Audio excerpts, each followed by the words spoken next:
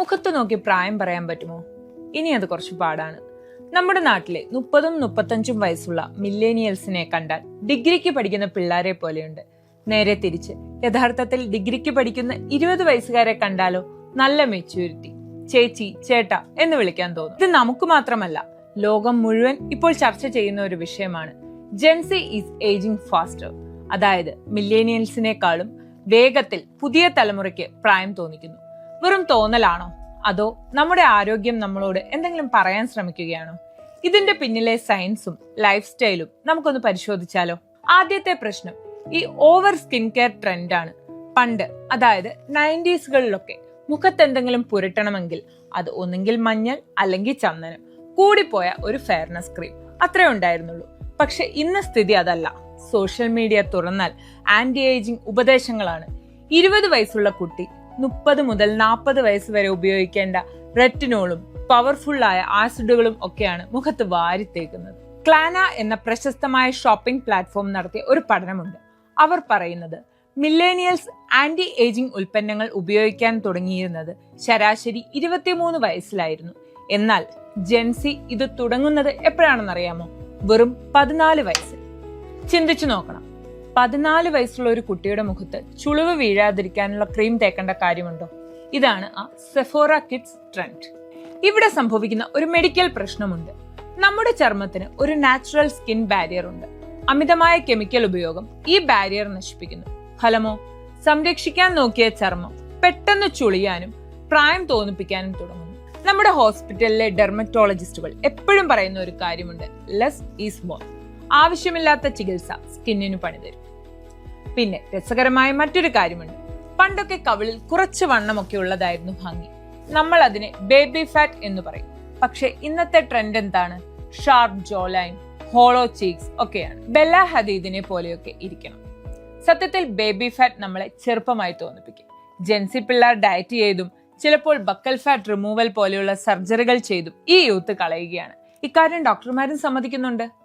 American academy of facial plastic സർജറിയുടെ report പ്രകാരം കഴിഞ്ഞ വർഷം പ്ലാസ്റ്റിക് സർജറി ചെയ്യാൻ വന്നവരിൽ 75% പേരും 30 വയസ്സിന് താഴെയുള്ളവരായിരുന്നു അത്രേ. പണ്ട് 50കളിൽ ചെയ്തിരുന്ന ബോട്ടോക്സും ഫില്ലേഴ്സും ഇപ്പോൾ 20കളിൽ ചെയ്യുന്നത് നോർമലായി മാറി.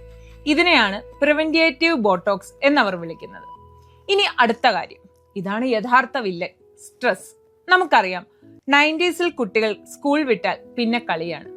വൈകുന്നേരം ശക്തിമാനും കണ്ട് ഹോംവർക്കും ചെയ്ത് കിടന്നുറങ്ങും. വലിയ ടെൻഷനുകളില്ല.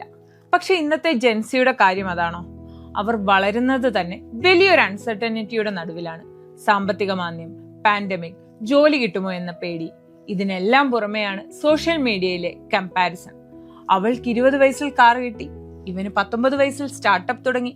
ഇതൊക്കെ കണ്ട് സ്വന്തം ലൈഫിൽ സെറ്റിൽ അല്ലല്ലോ എന്നോർത്ത് സ്ട്രെസ് അടിക്കുന്നവരാണ് ഭൂരിഭാഗവും. ഈ സ്ട്രെസ് വരുമ്പോൾ നമ്മുടെ ശരീരത്തിൽ കോർട്ടിസോൾ എന്ന ഹോർമോൺ ഉൽപ്പാദിപ്പിക്കപ്പെടുന്നു. കോർട്ടിസോൾ കൂടുമ്പോൾ അത് നമ്മുടെ ചർമ്മത്തിലെ കൊളാജൻ നശിപ്പിക്കും. കൊളാജൻ പോയാൽ എന്തുപറ്റും?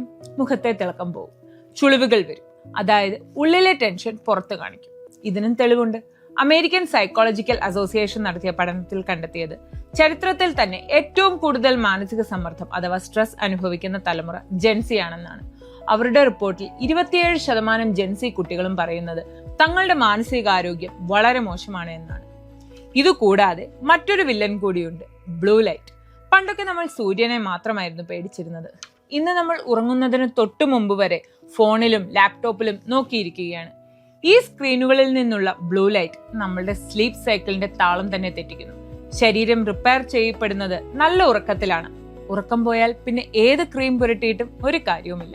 കണ്ണിനടിയിൽ കറുപ്പും മുഖത്ത് ക്ഷീണവും വരും. അപ്പോൾ എന്താണ് ഇതിനൊരു പരിഹാരം? Stop over treating.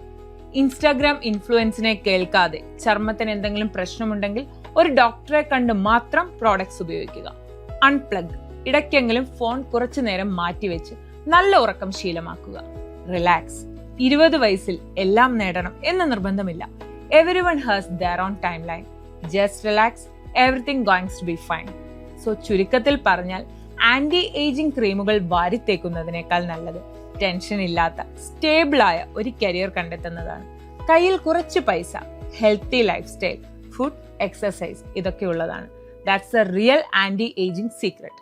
ഇവിടെയാണ് സ്മാർട്ട് കരിയർ ചോയ്സസിന്റെ പ്രസക്തി. നിങ്ങൾക്ക് ഹെൽത്ത് കെയർ ഫീൽഡിൽ ഇൻട്രസ്റ്റ് ഉണ്ടെങ്കിൽ ഹോസ്പിറ്റൽ അഡ്മിനിസ്ട്രേഷൻ കരിയറുകൾ ചൂസ് ചെയ്യാം. എന്തുകൊണ്ട് ഇത് ജെൻസിക്കും മില്ലേനിയൽസിനും പറ്റിയ ഓപ്ഷൻ ആകുന്നു? ഫാസ്റ്റ് എൻട്രി, വർഷങ്ങൾ നീളുന്ന പഠനം വേണ്ട, 6 മാസമോ 1 വർഷമോ കൊണ്ട് തന്നെ കോഴ്സ് കഴിഞ്ഞാൽ ജോലിയിൽ കയറാം. കോർപ്പറേറ്റ് എൻവയോൺമെന്റ്, ആശുപത്രിയുടെ മെഡിക്കൽ ടെൻഷൻ ഇല്ല, മറിച്ച് മാനേജ്മെന്റ് സൈഡാണ്. നല്ല കോർപ്പറേറ്റ് ലുക്കിൽ AC റൂമിലിരുന്ന് വർക്ക് ചെയ്യാം. ഫിനാൻഷ്യൽ സ്റ്റെബിലിറ്റി, ഹെൽത്ത് കെയർ ഒരിക്കലും പൂട്ടിപ്പോകാത്ത ഫീൽഡാണ്. ആ ജോലിയുടെ സ്റ്റെബിലിറ്റി കിട്ടിയാൽ പിന്നെ പാതി സ്ട്രെസ് കുറയും. പിന്നെ ഈ ഏജിങ് എന്നത് നാച്ചുറലായ ഒരു പ്രോസസ്സാണ്. അതിനെ പേടിക്കുകയല്ല, മറിച്ച് ആരോഗ്യത്തോടെ ഇരിക്കാനാണ് ശ്രമിക്കേണ്ടത്. ഓർക്കുക, മുഖത്തെ തിളക്കത്തേക്കാൾ പ്രധാനം മനസ്സിന്റെ സമാധാനമാണ്. അതൊക്കെയാണെങ്കിൽ you will glow automatically. Take care.